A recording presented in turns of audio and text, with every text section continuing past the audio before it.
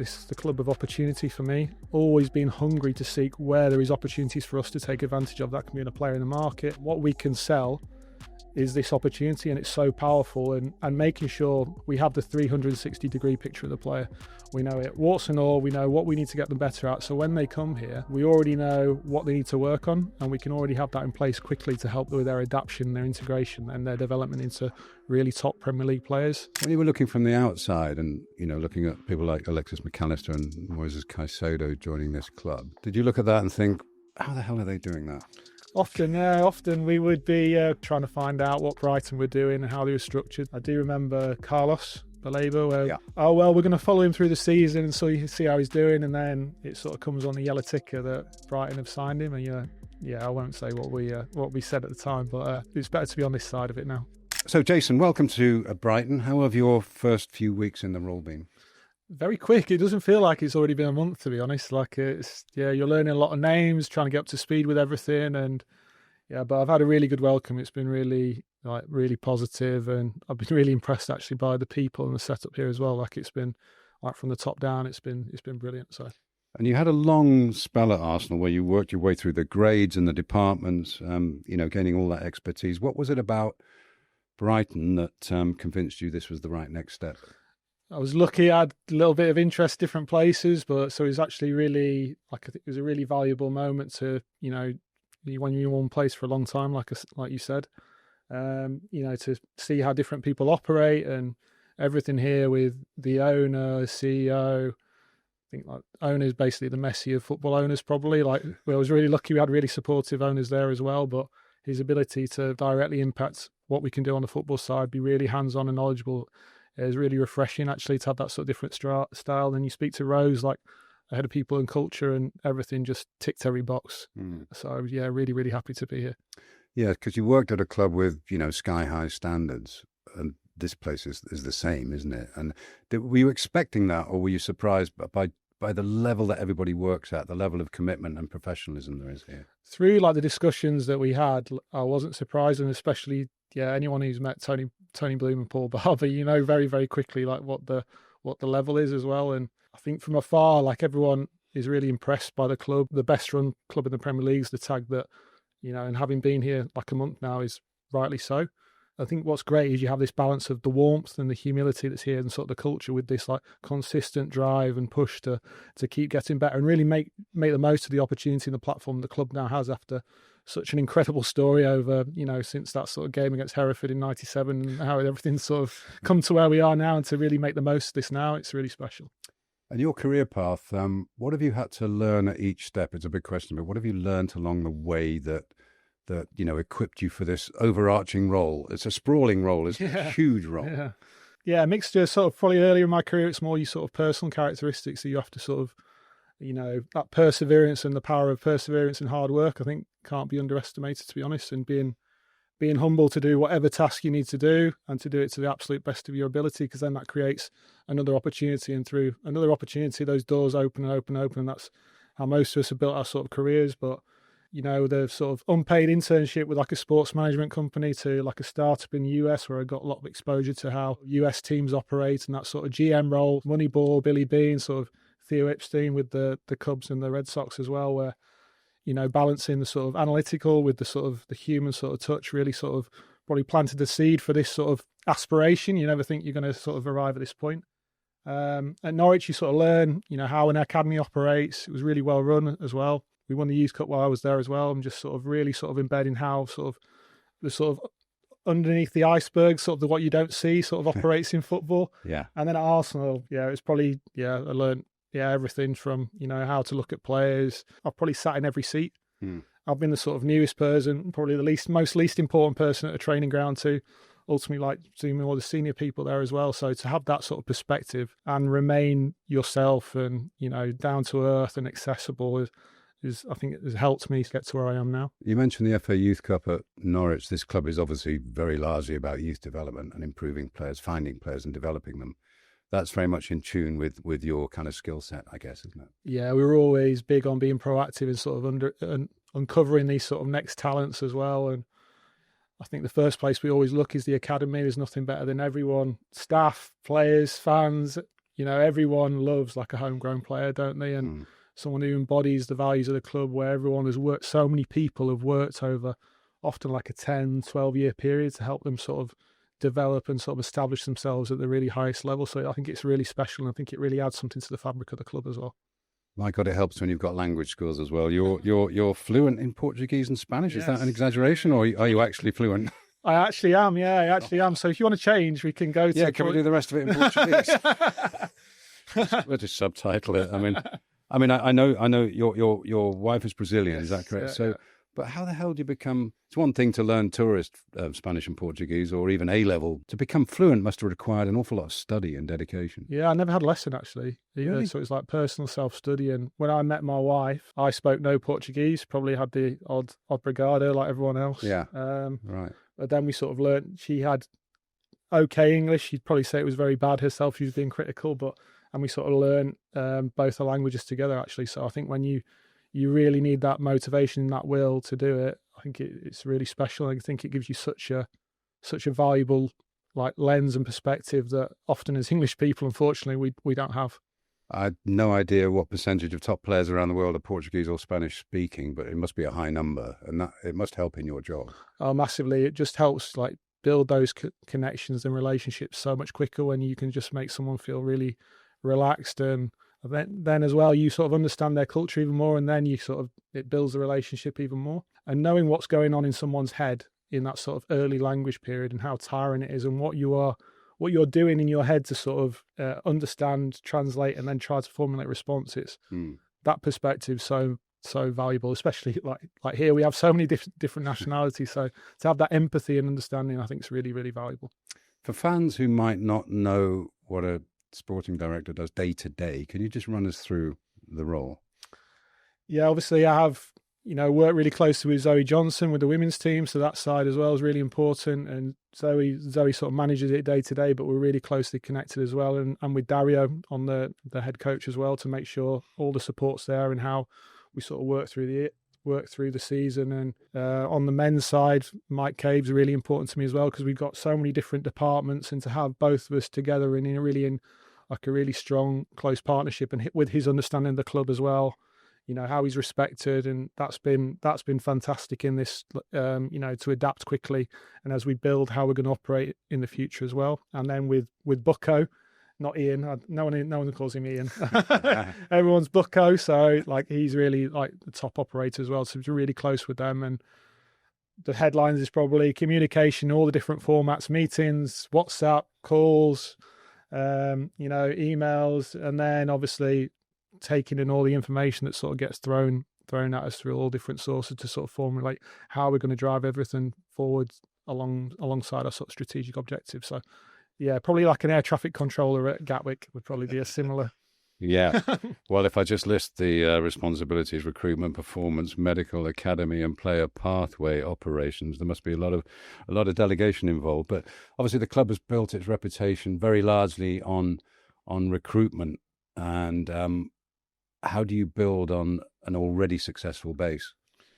I'd rather build on it being really strong than it being the opposite, to be honest. So I think we're really fortunate that, with Tony and all the resources we get from his side with the data as well, like it's truly, truly exceptional. So, and the team with George Holmes as well, and the rest of the guys, and are now one of our recruitment managers as well, like we've got some really, really good operators. So my big thing is always, and especially was one of my big responsibilities at Arsenal, was squad planning, and using that as a sort of central pivot to how we then manage all these different bits together. So if it's on the pathway, we want to make sure that top young talents, we give them the oxygen to have this sort of opportunity and feel they can really bite it and really taste it. Yeah. And then it's up to them, that we give them all the support. Then it's down to them to perform and make sure they help them make that next step. Recruitment, making sure we're getting the right pieces at the right time for this sort of puzzle that, especially here, we have to, with the model of the club, it's something that we always have to be really, really on the ball. So I'm really lucky in a really strong position, but just bringing everything together, and this club always wants to push and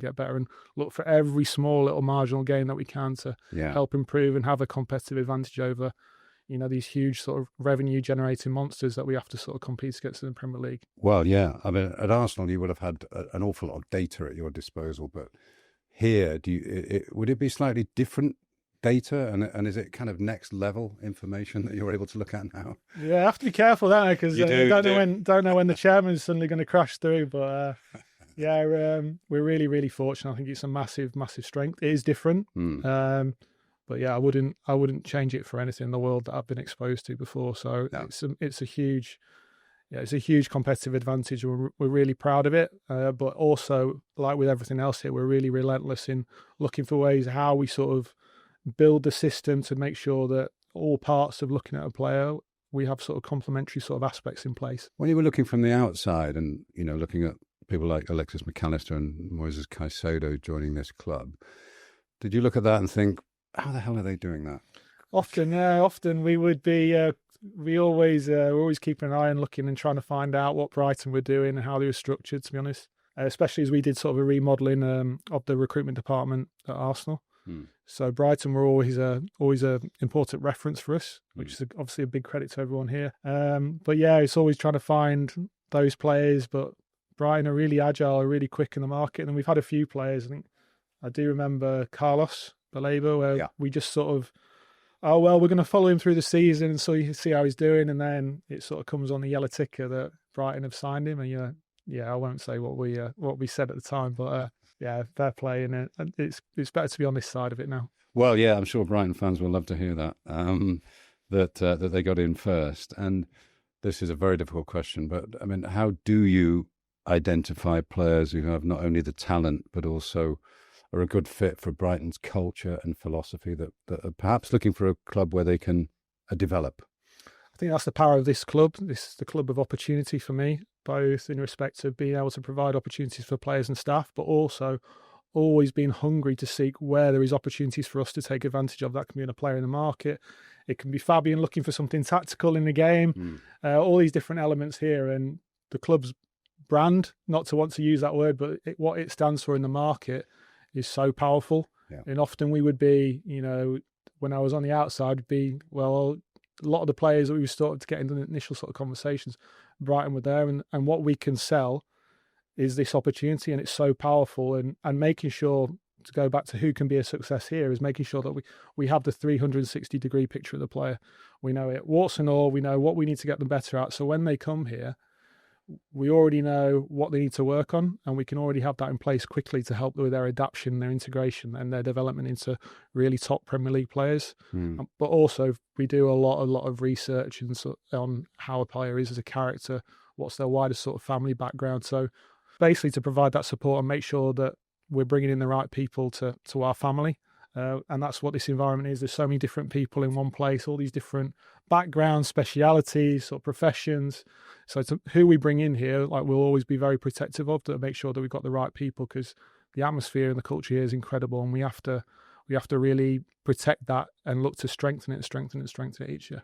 Very powerful, isn't it? Because once you've built that reputation as a club where people want to go to develop, then that's easier than having to persuade them from square one that, it's a good idea. Come to Brighton, you could go there, but come here instead, because you don't have to make the argument in a way, do you? Because everybody can see now that it has this reputation as a place where you can come and get game time and develop and be treated well in a fabulous culture and environment. Yeah, and those people, through that, people who value that, we will attract the right people as well. So it helps as a sort of initial filter as well. Everyone knows the sort of financial gains you can have from a career in professional football at the highest level. But having that step here on this platform here to take this time to be introduced to the Premier League and to really go on from that is really powerful. Those people who have a little bit of a medium long-term approach to make sure that at each step they're making it on firm ground, rather than maybe, and you've got the right opportunity to play as well and test yourself and challenge for a place in the team. Touching on your time at Arsenal again, there's an interesting contrast, because there was quite a lot of restructuring over the last 10 years at Arsenal, with Arsene Wenger leaving and so on, and a lot of change, which is turning out to be obviously very successful change. But obviously you were part of that. Here, you're not going to be part of any restructuring, are you, or a change of philosophy, a change of outlook? It's much more stable here. But you must have learned a lot going through those years at Arsenal when there was so much change in the air. I think it was a few different clubs while I was there as well. It was the same sort of, it was the same badge on it, but 4.5 years I think I was with under Arsene. And if you hadn't been there 20, 25 years, you were new. Yeah.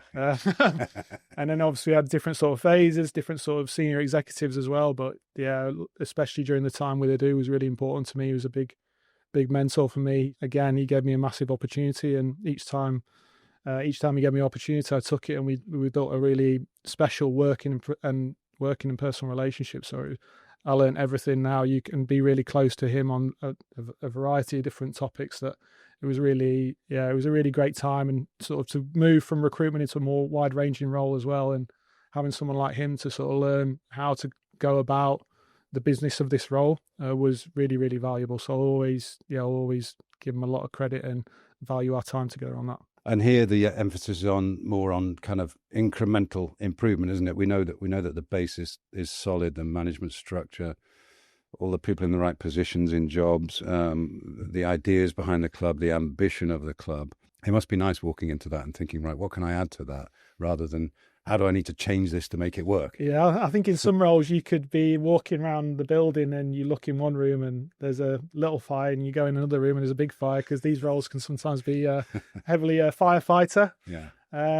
But yeah, to come here and see what's really good and actually have the time as well, out of a window, to come in with calm and just see how everything operates and build that understanding. And then through your sort of like having a different perspective on it, because you've not been here, to look to where we can improve, where we can push things a little bit more as well. But it's been really nice to come in with like that calm and stability, but always here, there's always that competitive push to just keep looking and trying to find a way to improve. And we've got that mentality's ingrained throughout everyone here. So yeah, it's a really fantastic opportunity for me, and I couldn't be happier to be here. And what's the biggest pleasure of your job? Would you say it was, because you would imagine that it would be finding a player and seeing that player become a star and a major factor in the club's history? Is that the ultimate thrill of doing what you do?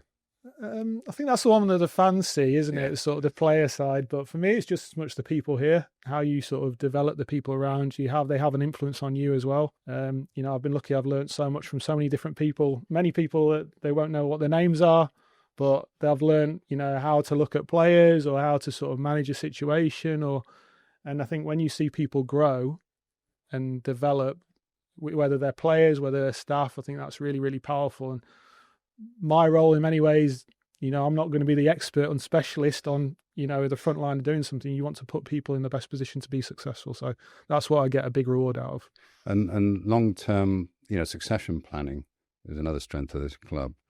That must be quite appealing to you as well. You're thinking 2 or 3 moves ahead, aren't you? It's not day-to-day kind of improvisation. No, we already had a meeting today looking at different things in the future as well. So, and you're trying to see what the market's going to do and see where we've got opportunities to get better and how we sort of regenerate and get stronger and stronger each year. So yeah, I really like the sort of chess move side of it, and we're very, very fortunate. Fabian on the men's side is an exceptional coach. So in terms of on a game, I'm like everyone else. I can't do anything.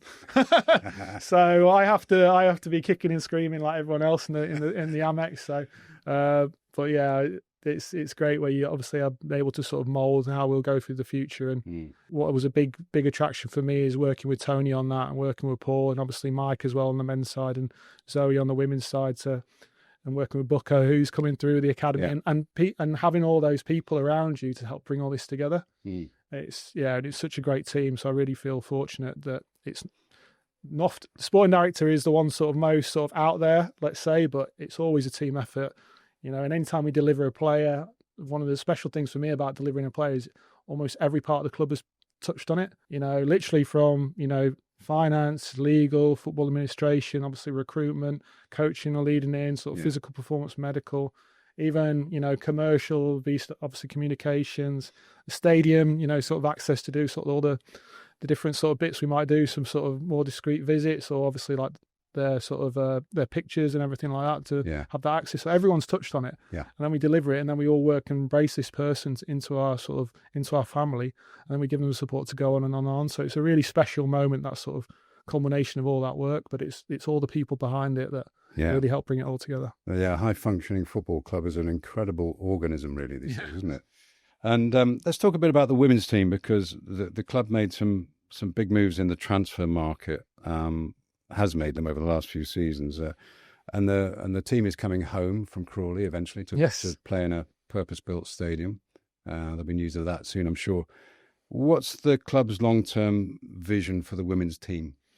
Yeah, we want to try and get that top four, don't we? Win that first sort of major trophy as well. But what's really great, and I don't, maybe not everyone's seeing it yet, but the work that's going on to lay this foundation, the work with Perry and the sort of girls' academy manager as well. When the new stadium comes, it's going to be a really special moment to welcome everyone back to the city. It's a smaller pool of players in the women's game, obviously, so it's kind of harder to recruit, arguably, isn't it? But so the long-term vision presumably would be to develop as many WSL level players yourself as possible. Is that right? Yeah, and the platform's there as well. I think everyone, the way the culture is here, the work that goes into it, definitely when you talk to people around the women's game, that reputation is there.